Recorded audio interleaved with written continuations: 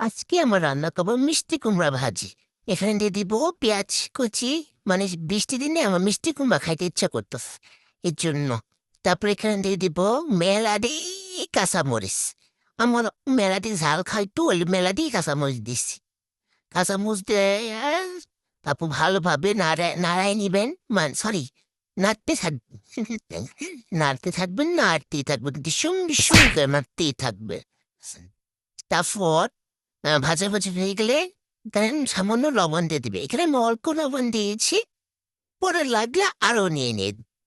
সে সামান্য ব্যাপার।